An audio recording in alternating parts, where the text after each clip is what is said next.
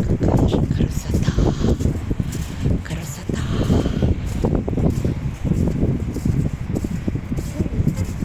Да, парк Зарядье. Водичка.